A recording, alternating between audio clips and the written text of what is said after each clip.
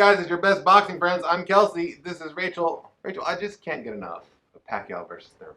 I saw a quote from Freddie Roach. It's written on Pacquiao's dry race board while he's training. It says that July 20th is going to be one time versus all time. Of course, making reference to Thurman, Keith, one-time Thurman fighting an all-time great in Manny Pacquiao. Manny Pacquiao's 40 years old, Rachel, but after opening a slight underdog, which I thought if you could get Pacquiao as a slight underdog in this fight, yes, yes, yes. Now Pacquiao's favored in the fight slightly, and he's around like... Well, yeah, because the line would change because who wouldn't bet on Pacquiao as an underdog? Especially, there's two things at play here, I think, and then we can talk about what you think. One thing is, yeah, just throughout the ages, just look at the fighters as they are, look at their last couple fights, or their last fight especially, where Thurman went to war with Josecito Lopez, and Pacquiao won just about every minute of every round against Adrian Broner. I say, yeah, Pacquiao should be favored.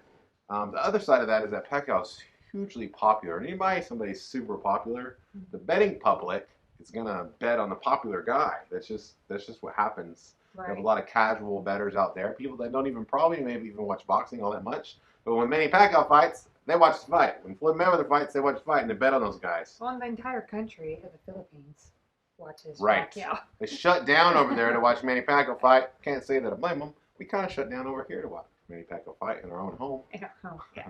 So, there's also no crime in our home when Pacquiao fights. Right. So we're excited to announce that. Rachel, what do you think? I mean, I'm just so intrigued with Pacquiao being 40 and Thurman being a lot younger, but also not Manny Pacquiao. You know what I'm saying? Like, I'm afraid that I'm talking myself into Manny Pacquiao winning the fight. Are you afraid this is a repeat of when we got hyped for Roy Jones Jr. versus, I don't remember who it was? Joe Kelsey. Okay? That's when, so by the time Roy Jones and Joe Kelsey, both top great fighters, fought, by the time they fought, Roy was well past his prime. He already suffered multiple losses. But when we watched HBO's 24/7 thing, they made Roy look like he was amazing. Yeah, like, he's back, y'all. He's back. Now, the difference in this is that we don't watch those promotional things really anymore. Yeah, we don't watch them anymore because they are so biased. Like, they're not intentionally biased, but like when you just see a guy working out without any context, he looks great. Any kind of promotional asset, digital asset, YouTube, whatever that TV.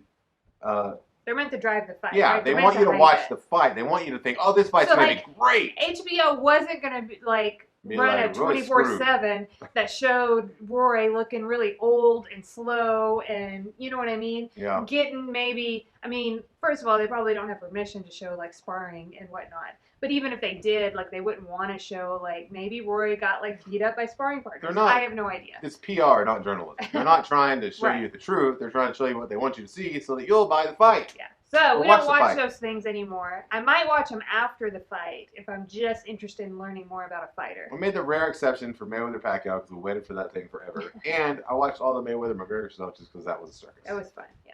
And I mean, that didn't sway me. I didn't think McGregor was going to go in there and yeah.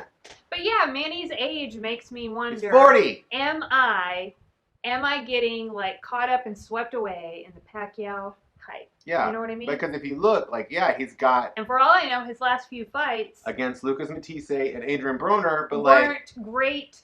Like opponents, you know what exactly. I mean? Lucas Matisse, was best at 140. Broner, He's old, past his best. Yeah. Adrian Broner came up a lightweight. Like, he's not a real Keith Thurman. It's been a welterweight. He's the welterweight WBC champion. So I feel like this might be a trap. It's a trap. If you're a Pacquiao fan out there, this might be a trap. This is a good old-fashioned PBC trap. Come fight our guy, Pacquiao. Sign with us, and we'll give you our guys, and then we're going to beat you. And Pacquiao thinks, oh, I can beat Keith Thurman. I just saw him fight.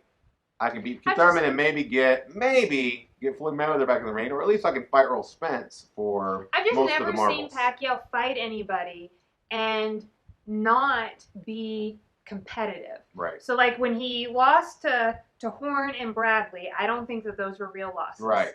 So if I take those off the board, then I have even when he got knocked to smithereens by Juan Manuel Marquez, that was a super competitive fight where there were knockdowns on both sides. Yeah, really competitive. And like, what are you gonna do? Sometimes you get like knocked the F out. Like It happens, and it can happen, especially with somebody like Pacquiao. As much as he's fought, and as long as his career is, like it's bound, it could happen. You could argue that his fight against Floyd Mayweather wasn't super competitive, especially after round 4 when Pacquiao clearly hurt his shoulder and didn't have the use of both arms. But even in that fight, it's not like... But if you consider an injury, then, like, I can't... It's also just not like Mayweather just whooped him and stopped him or whatever. Like, it was 12 rounds. So Mayweather fought, like, the best fight, like, to fight against Pacquiao. You know what I mean? Yeah, Mayweather can fight a fight, and he's like, I don't care if this is boring. I'm going to win a Mayweather fight. is a defensive mastermind. One of the greatest ever to do it. Is Keith Thurman that? I don't know. So I just don't know if I've ever seen Pacquiao fight anybody where, like, he's just getting, like, rolled. Like, I mean, just history doesn't show me that. And just because he's 40, I don't know if that's enough for me not to happily, be on the Pacquiao bandwagon. My dude Keith, he's out there. I read some of his transcript today. They send out the media transcripts from the calls. Yeah. First of all, he loves talking about himself in third person. Kelsey McCarson loves when Keith Thurman does that. That's awesome. But secondly, like, he was talking about how he's a warrior, how he showed that when he got hurt against Josecito Lopez, that he was a warrior, was going to fight back. That he did. But I'm a little concerned for Keith in this instance. And I'm like, I hope you don't think that it's going to be the same against Manny Pacquiao, because he's a lot faster than Josecito Lopez. So it's not so much that the hard punch. I mean, Pacquiao hits hard, but it's that he hits you with 11 of them, and you can't really time them and see it coming. Yeah. So I wouldn't stand toe-to-toe. I don't think he plans to stand toe-to-toe with Manny Pacquiao, because he's not really a toe-to-toe fighter. That's not what he does. Mm-hmm. He moves, he boxes. He's a beautiful boxer. He's got really great feet. He'll need to be really great at countering Pacquiao coming in, which maybe he can do that, and that would be a really good fight. I'm really excited about the fight, Rachel. I just don't know if it's hard for me to say, like, hey, if you want to bet on this fight, if it's legal where you live or whatever, and you want to make a bet on this fight, back the 40-year-old favorite. I don't know if that makes sense. Do you see what I'm saying? Like, I'm not sure, but I don't know. I think Pacquiao's gonna win the decision. It's kind of a pick 'em fight, don't you think? Yeah. Like, based on the data we have, the way I feel is I don't know who to pick, really. Like, I don't have a real strong confidence in who to pick, and for me, that comes across as a pick 'em fight, even if it ends up being a total blowout. This has the look to me of a fight where going into it, you're like, oh, this is a pick 'em, and then after you see it, you're like, oh, I should have seen that coming. Like, for one of two things happens, or one of many things, but either Pacquiao rolls over Thurman like he does some people, or what if Thurman boxes brilliantly and he wins it 10-2 or whatever. What I'm afraid of is Thurman's not going to fight to win, and then Pacquiao has a tendency to fight down to the level of his opponent. So if he's fighting somebody who's not fighting to win, then it is going to be a boring fight. But Keith not fighting. Well, we say not fight. He does fight to win. Like, Keith wants to box and win the fight. What you're saying is when it's close. Like you always go to this, but against Danny Garcia, the fight was up to be had.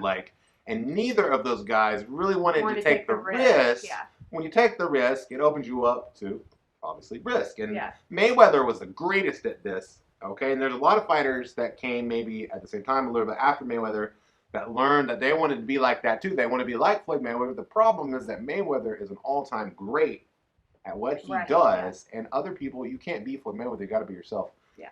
So I'm really excited about the fight. I'm also excited about Real Talk with Kelsey and Rachel. Rachel, tell people what they've won. More Real Talk with Kelsey and Rachel. That's right. This is the only place besides Facebook, which it leads you here. It used to not to. Let's I don't know. Just watch our show. Like, comment, and subscribe. We appreciate it. Thanks, guys. Hasta luego.